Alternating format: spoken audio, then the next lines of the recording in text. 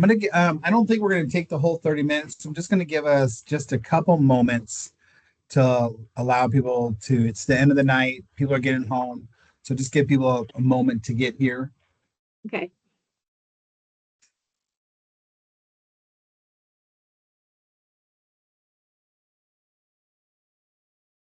All right. Okay. I'm letting people in. Okay, Miss Petering? Oh, yeah. Yeah, I don't. Did somebody? I think I'm good. Doing it.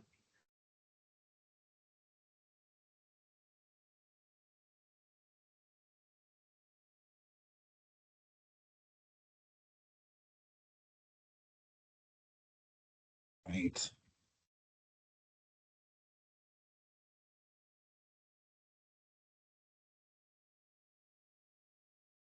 This is the best part of an online meeting, waiting for everybody to come and wait When awkwardly shall we quiet. begin? Yeah.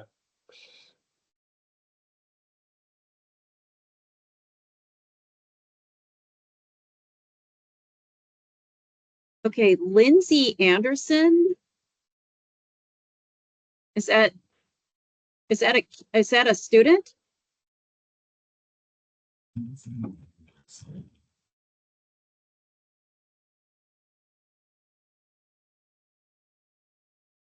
So Lindsay, are you I've got you as a student, or are you a parent using their student's email there?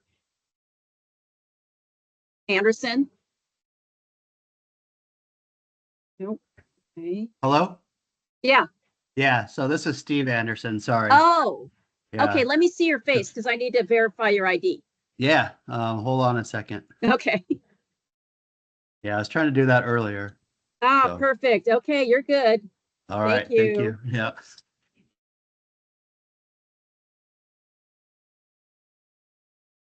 Who else do we got here? Right.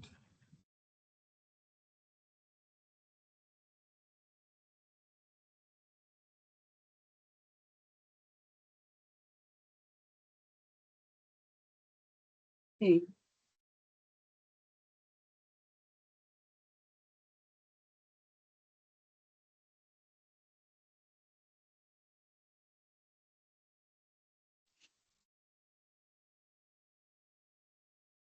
Oh, Dara.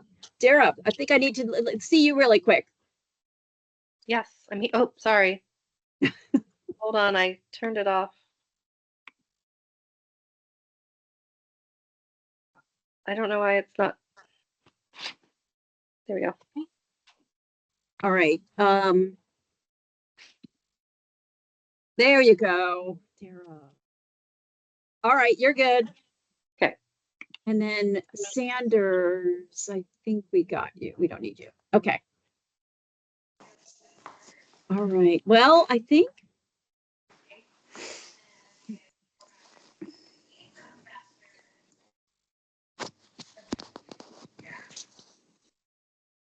All right, about one more minute and then we'll get started at 5:05. All right.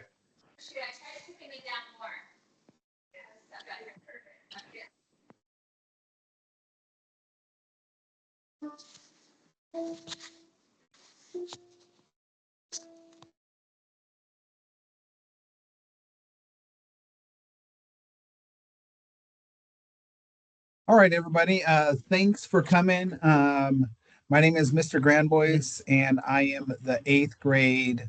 Uh, what am I? House admin. There we go. Whew. Man, I've been looking at a lot of spreadsheets over the last couple of days. My brain is kind of going. So I'm really happy to have you all here. I just want to introduce a couple people that are on the call. We have Miss Dietering, who is our extraordinary um, admin here at Eckstein. She's been doing all the volunteer work. She might message you in the chat to turn on your camera so she can see you. So kind of keep an eye on that. And we also have Just Steele here. He's from Camp Orkila. He'll be talking to us a little bit near the end. We also have Miss Rose on the call. She's going to be going to camp with us this year. We're really excited. to have her. Yeah, I'm so excited to go to camp. I'm really happy that you've asked to that you've volunteered to come out with us. I really love taking kids to camp. I think it's so much fun. And I think the kids have such a great time. Um, let's see.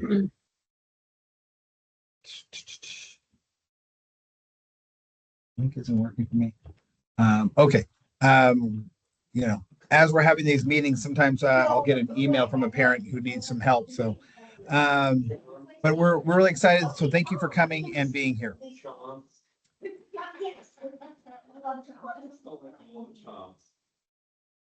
All right. So a couple of things, Miss Dietering, maybe you can mute because I think the kids in the background I can hear them. So if you can make sure you're muted, that'd be really helpful.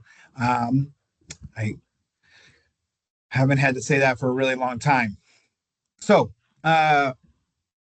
we leave next Wednesday, October 15th.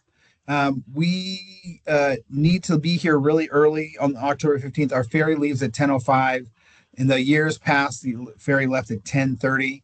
For some reason, I'm not really sure, but the Washington State Ferries did not check with us about changing their ferry time. So now we have to leave a little bit earlier. So we're going to get here. We like the chaperones to be here at 6:45. I know that's really early. Sun hasn't been up yet. You barely had your coffee, but we need to hear to get going. We'll meet in the cafeteria through the garden area. So students are going to arrive at about 7 a.m. Buses leave at 7:30. And we're going to get on the ferry. We're going to drive up to Anacortes and load the ferry at about 10:05. Takes about 90 minutes to get up there. So we need to really kind of has to be kind of a quick turnaround, quicker than normal. You can park behind the school in that area that's out near our portables. The gate is locked at night, so our vehicles will be safe there. We'll be loading all of the kids' bags and packs into a big U-Haul to carry that in out to Camp Orkila. All right. So you're going to have approximately 10 to 12 students in your cabin. The cabins are male cabins, female cabins, or all gender or gender neutral cabins. And so you'll be in a cabin mostly where your students are. I might need to have a couple people not be where their students, especially if you are a male chaperone, but your student is a female. Obviously, you're not going to be in those cabins. And if you're a female chaperone and your student is a male, you aren't going to be in that cabin. But everybody else, I'm trying to get. We do have a couple cabins where there's 3 adults. So really, that probably will need one person to move over for that to work out.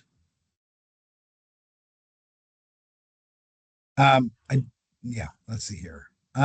Okay, so we're getting we'll arrive here 6:45. We'll get all orientated. You'll sign in, read and sign the guidelines for chaperoning. Miss Dietering is also going to put that into the chat. I think you also emailed it out. Is that right, Miss Dietering? You can shake your head if that's okay. I emailed it out. I emailed it out. And it's not really a link, and it doesn't because it's a PDF. So I think just you can email me back if you don't have it, or you can even sign it when you come on that day, in the morning. I'll have a lot of them available. So we'll meet in the cafeteria. In the cafeteria, you'll get your cabin name, and got a little sheet here, and hopefully that shows up, and with the name of your cabin, and you'll get all of the lanyards for your students, plus a clipboard with materials. The students will come and find you and to get their lanyard. And then you'll be taking attendance of your group as the kids are coming in. Hopefully we get 100% of students who signed up to be there first thing in the morning.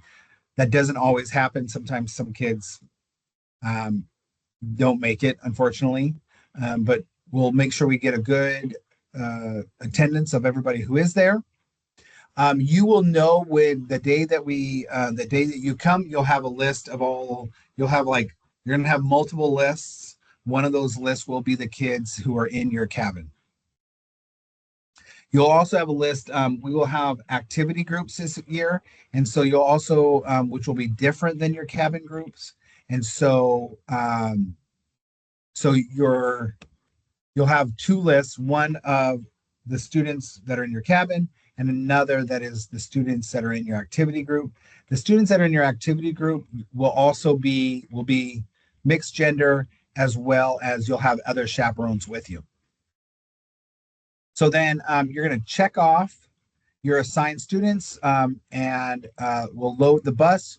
We'll make sure that we have all the students on your bus. So you need to take another attendance when you get onto the bus, just to make sure that that everybody went from the cafeteria onto the bus.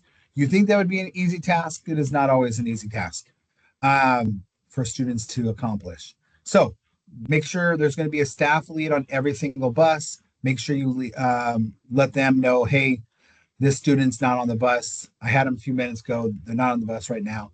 They usually just go to the wrong bus and we can just grab them real quick off a different bus. We'll also make sure that we're taking attendance when we get onto the ferry and getting off the ferry. We'll talk about that in one moment.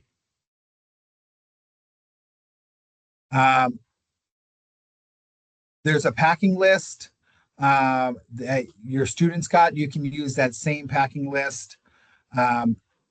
Adults like to have their phones. Some of us need to be able to get in contact with our work or with a family member. I would suggest bringing a portable charger because the cabins don't have any way to charge your phone. I would ask that try to be on your phone as least as amount as possible. I mean, we do want you to take photos. We do want you to engage in that way. And we use our phones for lots of different things. Bring your step counter because you'll be getting lots of steps in. Bring a portable charger. We also have a place where the nurse will be that you could charge your phone if you needed to. But the more that we can have those, I'm sure you'd just probably like to have that, being able to do that for yourself. Yeah, there is, I think maybe there's some Wi-Fi in I saw that question. There's some Wi-Fi in this room right here, this big building, which is where the nurses area is down below and the mess hall is upstairs. So on your clipboard, you're going to have an Orkila map, your daily schedule, bus assignments, cabin assignments, student medication times, elective assignments and placements of students, laminated cabin signs for your students to find you, cell phone for me and Miss Rose and the nurse, kitchen patrol assignments, and ferry activities. So you're going to have a lot of information. That clipboard is going to be pretty important to have. Let's see here. Okay. All right. So the next thing is, let's see here. So an example of the day, you could probably read that about as well as I can, which means you can't read it at all. So the day when we get there, we'll have an activity once we get there. Once everybody is settled and we get to camp, there will be an elective time. So the students will break out into their groups. They'll meet their camp counselor who will work with them during the couple of days we're there. And then they'll go to an elective that'll be on their lanyard. We'll go to dinner. This year we're doing it a little bit different. We have 330 students And the place where they have us eating is pretty small. So we're going to split up into two groups. There'll be an A dinner and a B dinner, or an A mess time and a B mess time. And so that information will be on your lanyard, and you'll go to dinner based off of that. Then we'll have some nighttime activities. Excuse me. While one group is having dinner, the other group will have the students will have some free choice time. And then it'll switch over where the B group is eating dinner and the other group has some free choice time. Well, the kids will have a little bit of cabin time, and then they're back out and we're doing some activities with them, Amazing Race or a school-led campfire. I'm going to talk about the kind of the nighttime routine in a little bit here. The next day, we get up, some kids go to breakfast, some kids are getting ready, and then we switch, and some kids are getting ready and some kids are going to breakfast. And then we have our first group of activities. Then there's a lunch break. We have our second group of activities. And then we kind of repeat the process for dinner and that free rec time in the afternoon, in the evening. Friday, we'll get up. Students who are not at breakfast need to pack in all of their stuff into the U-Haul, and they need to clean out their cabin. The other group will go clean up all of their stuff while the second group is at breakfast, pack up the U-Haul. The U-Haul will needs to be off and leaving pretty soon. And then they'll meet in their little groups one more time and have some debriefing before we head back to Seattle. Okay, that's kind of the overview. That's a real fast overview. A lot more information when we get going here. On the ferry, this is pretty important. This is what I always tell kids. When we get on that ferry, there are people who paid a ticket to be on that ferry that are not part of our program. They did not wake up this Wednesday morning and say, you know what, I want to join a ferry that has 400 middle schoolers on it. Nobody wakes up thinking that unless you work at our school right now. So we really want to make sure that we're being thoughtful about the other people who are on the ferry and how we can just be a good community member to those people. And they need your help. The students do to be able to do that the best that they possibly can. So a couple of things to talk about is, not running around, not screaming, just kind of, not using inappropriate language. There's a time and place for that, making sure that they're being safe. We'll have some activities, some get to know you things that you can do to keep them occupied and keep them kind of going in the right direction. It's also going to be the time that we eat lunch. So we'll get onto that ferry. We'll have some time to eat lunch. It's a pretty long ferry ride, so we'll have definitely a lot of time to do that. We definitely want the kids to be able to have the opportunity to roam around, to get up onto the deck and to kind of experience that. For some kids, this will be the first time they've ever been on a ferry. They've lived maybe here in Seattle for their whole life, and they've never been on a ferry. So I think it's a good opportunity to kind of show some students what's so great about where we live and some parts of that they never get to see. The first time I went on to Orkis Island was last week. They do need to stay with their group. They don't have to, it's not elementary where they need to be in like strict thing, but they need to kind of be together as a group for the most part, I would say. We can talk about that a little bit more. I also will make sure that we're all kind of stationed around so that way we're all keeping an eye on all students. Let me just see if there's anything else. I really don't see this being a problem, but if students need a little, I often tell, I was in the military and my gunny sergeant always said, like, handle your business or I'll handle it for you. So if students aren't handling their business, which I don't think will happen, Mr. Grandboys will be there and I can help them handle their business. So I prefer not to do that. All right. So, like we said, we have some ferry activities that you can walk through. It's a little bit of getting to know everybody. I definitely suggest going through that. I'm not going to read all through that right now. Behavior expectations, school rules apply.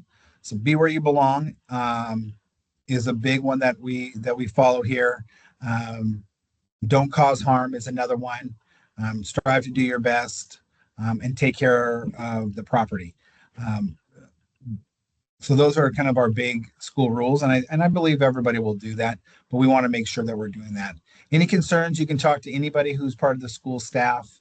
Um, I don't think we're going to get anywhere near to sending anybody home. I don't foresee that happening at all. Um, but if they do, it happens. Sometimes some kids get three strikes, and I, but I don't see that. We will send kids home, but I'm really pretty confident that we won't have to do that. What I tell people is, when you're at camp, it's okay to say no. When the kid is like picking up a stick and throwing sticks. That's a good time to say no. Nope, we're not doing that. Please stop. Those are all really okay things to say when we're somewhere else. So it's okay to use those words. All right. All right. A few other details. Middle of the night support. Miss Rose and myself are going to be in the main mess hall area below the mess hall, and we'll be there if anything happens that you need some support. You can come get us. We can be to your cabin momentarily to support you. Be strong with your expectations at the beginning. I think that's it's a really key thing. Kids tend to if they don't know what the expectation is, then they kind of tend to do what they want to do instead of what they sometimes know is the right thing to do. Uh, we'd like to keep everybody in bed until it's time to get up. Um, they're going to be really tired, but some people might like to get up early and kind of do stuff. We don't want that. Um, I do have like a pretty good system for the first night. Getting kids to go to sleep is going to be a challenge. I've never been to a camp where the first night isn't really hard. And so it really helps to kind of have a system. And so I'm going to share with you my system for how this works. So they're going to have from 9 to 10 to try to start getting ready for bed. Usually that first 30 minutes is for kids getting cleaned up, um, getting into the showers, or just being in their cabin and hanging out. After the first 30 minutes, it takes about 15 to 20 minutes where the kids are everybody's in the cabin. We're not leaving anymore. Unless somebody really needs to go to the bathroom, we're just in the cabin at that point, and they can talk, they can play games, they can do what have you. Um, and then, so that puts you at about 9:45. And then when it's good to get the kids into bed at that point, there can still be some talking, still see some joking around, um, still kind of being silly. But now they're in their beds. The talking is kind of slowing down, and then all the lights, all the flashlights, and all the talking is done at 10 p.m.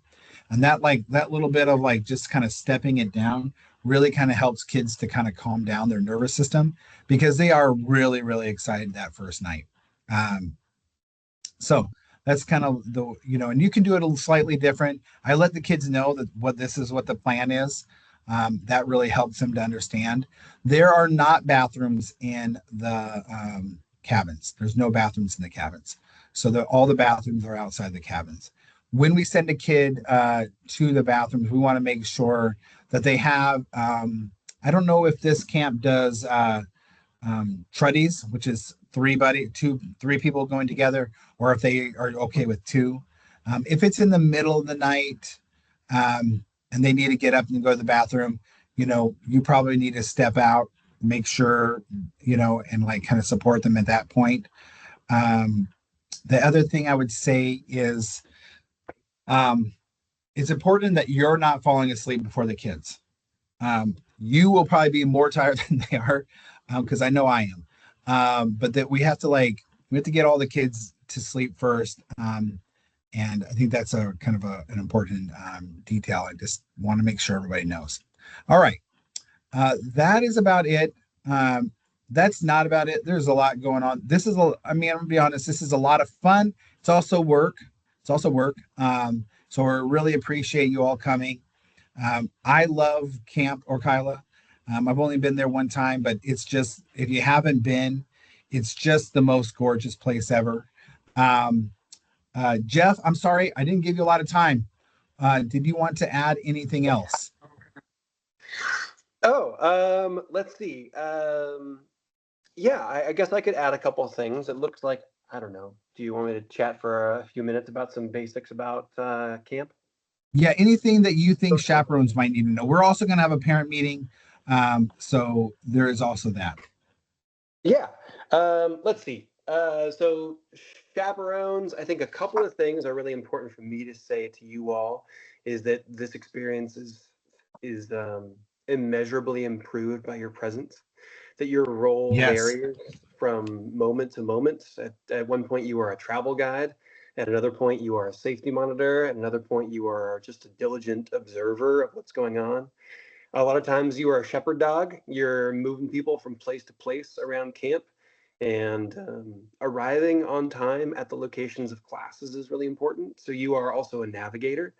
And we're immensely grateful to you as a staff for the role that you play in getting kids up on time, getting kids to the meal hall, and also the primary role of the instructors at Orkila is to run the class and to make sure that they're delivering some really good education to kids. And at a certain point, they may turn to you and say, "Hey, like I'd love to have you have a chat with so and so about this thing that's coming up," and they're gonna rely on you a little bit to help when they're no longer able to manage that group effectively. It doesn't happen very often, but every once in a while, it's really valuable for you to step in. Um, we also depend on you to be safety monitors. As a chaperone, knowing when somebody needs first aid, or when you need to connect with Derek and Kristen about emergency medical services that need to be routed to your location. We'll be giving you packets when you arrive, which will include emergency numbers, which I bet you will receive before you even get here. But we'll depend on you to make those calls, and that in emergencies, when you feel like you need to call 911 for emergency services, then you should do so, and don't wait to get a hold of camp staff or school staff to do so. That being said, our Camp Orkila is on an island in the middle of the San Juan Islands, and our ambulances have wings. And so helicopters are dispatched to remove people from the island. I say this not to ring an alarm bell at all, but to say that what might be a simple EMT ride to get you checked out by a doctor will feel a little bit more extreme here. And God willing, nothing like that's going to happen. But it's a remote location, and so we want to make sure everyone's prepared for that. Let's see. Last thing, we really depend on your help in managing meal times. So when in the lodge, our staff are going to give lots of instructions about how, when, and where to get things and put things and clean things. And the more that you help us manage those kids in those times as kitchen patrol or kitchen party, the better that whole meal experience becomes. So we're grateful to your help in doing that and all of that. Derek, Kristen, anything specific you'd like me to speak to as I kind of wrap up here? No, I just wanted to give a quick shout out to you, Jeff, for having us, Julia Deuterine, again, for all of the volunteer and organizational work. And then Derek is spending the entirety of his days right now planning for this big event. So I'm going to say it in our next meeting as well. I mean, it is all consuming and so much gratitude. There was a question just about any downtime for adults. We do try to break people. We all need a little bit of break and space, but we are, on schedules throughout the day, and there's lots of happenings. And so, I mean, have a book, even when the kids are doing activities, if you need to kind of step to the side to have a little bit of space or pull out a book, we want to make sure that you have some time to do that as well. But typically the volunteers are kept very busy the entire time, or chaperones. Yeah, absolutely.